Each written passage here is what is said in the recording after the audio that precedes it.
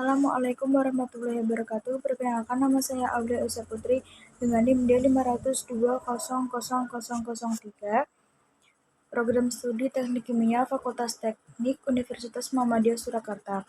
Di sini saya akan mempresentasikan mengenai penelitian saya yang berjudul Pengaruh Laju Alir Cairan terhadap Efisiensi Absorpsi Pemisahan Kontaminan dari Limbah Cair Batik dengan dosen pembimbing Ibu Deni Vitasari ST MEng SC PhD. Ya, di sini saya akan mempresentasikan beberapa subbab dari bab pendahuluan dan juga bab metodologi penelitian. Subbab pertama pada bab pendahuluan yaitu latar belakang.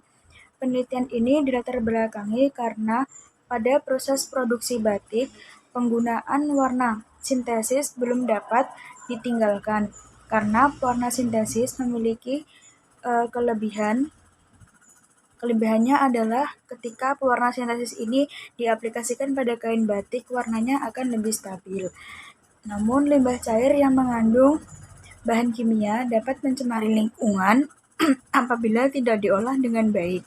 Dan saat ini untuk pengolahan limbah cair batik belum bisa berjalan secara optimal. Maka dari itu perlu adanya tindak lanjut.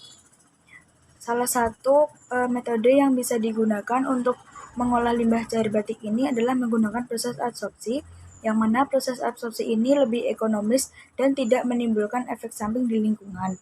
Pendahuluan yang berikutnya yaitu penelitian terdahulu. Menurut Mister et al. Tahun 2019 didapatkan hasil penelitian adsorpsi menggunakan karbon aktif dan variasi laju alir mampu menghasilkan konsentrasi efluen sebesar 5,68 mg per liter. Sedangkan hasil penelitian menurut Utomo pada tahun 2018, adsorpsi menggunakan zeolit dan variasi waktu kontak menunjukkan efektivitas pengurangan zat warna 21% hingga 35%. Lalu, untuk melengkapi kekurangan dua penelitian terdahulu ini, pada penelitian yang akan dilakukan, ini akan menggunakan metode adsorpsi dengan zeolit sebagai adsorben dan juga variasi laju alir cairan. Pendahuluan yang berikutnya adalah state of the art, yang mana diambil dari salah satu jurnal, yaitu isinya semakin besar laju aliran, maka semakin optimal juga proses adsorpsi. Pendahuluan yang berikutnya adalah rumusan masalah. Rumusan masalah yang pertama yaitu bagaimanakah pengaruh laju alir cairan terhadap efisiensi absorpsi pemisahan kontaminan dari limbah cair batik. Lalu yang kedua, bagaimana cara kerja atau mekanisme dari proses absorpsi untuk memisahkan kontaminan dari limbah cair batik itu sendiri. Pendahuluan yang berikutnya yaitu tujuan dan hipotesis penelitian. Tujuan yang pertama yaitu untuk mengetahui bagaimanakah pengaruh laju alir cairan terhadap efisiensi absorpsi pemisahan kontaminan limbah cair batik. Lalu untuk tujuan yang kedua yaitu untuk mengetahui bagaimanakah mekanisme proses absorpsi untuk pemisahan kontaminan limbah cair batik. Lalu untuk hipotesis dari penelitian ini menyebutkan bahwa laju alir cairan memiliki pengaruh yang signifikan untuk proses absorpsi pemisahan kontaminan limbah cair batik. Bab berikutnya yaitu metodologi penelitian. Untuk subbab metodologi penelitian yang pertama adalah deskripsi rancangan. Pada deskripsi rancangan ini berisi mengenai variabel penelitian. Untuk variabel penelitiannya ada 3. Yang pertama variabel terikat, yaitu efisiensi absorpsi pada pemisahan kontaminan limbah cair batik. Lalu untuk variabel bebasnya yaitu laju alir cairan. Untuk variabel kontrolnya memerlukan percobaan pendahuluan untuk menentukan variabel tersebut.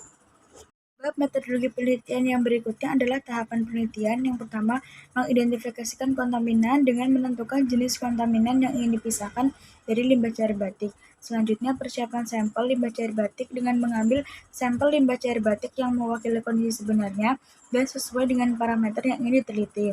Selanjutnya, proses absorpsi dengan melakukan serangkaian percobaan awal dengan menggunakan laju alir cairan yang berbeda, serta merancang dan membuat sistem aliran untuk mengatur laju alir cairan. Yang terakhir yaitu analisis kuantitatif. Jadi setelah selesai percobaan, nantinya konsentrasi kontaminan akan dianalisis dalam bentuk sampel untuk mengevaluasi efisiensi adsorpsi pada setiap kondisi. Metodologi penelitian yang berikutnya adalah cara kerja. Yang pertama, persiapan zeolit dengan memanaskan pada oven dengan suhu tertentu untuk aktivasi zeolit. Berikutnya, persiapan limbah cair batik dengan mengumpulkan limbah cair batik yang mengandung zat warna. Lalu, proses absorpsi dengan menggunakan kolam absorpsi yang telah dirancang dengan pengatur laju alir cairan untuk menguji pemisahan zat warna dengan zeolit.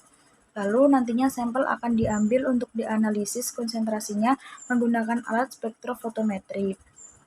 Berikutnya, subbab metodologi penelitian yang berikutnya adalah risk assessment.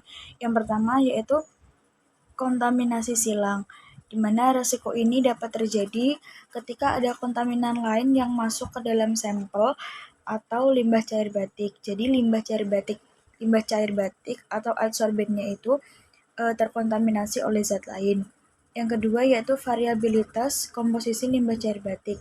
Resiko ini dapat terjadi ketika limbah cair batik memiliki variasi komposisi yang signifikan yang berbeda dengan sampel yang akan diuji. Lalu yang ketiga ada kesalahan pengukuran, di mana resiko ini terjadi ketika kesalahan peneliti atau ketidakakuratan alat pengukur sehingga menghasilkan data yang tidak akurat. Yang keempat yaitu tidak adanya pengaruh yang signifikan.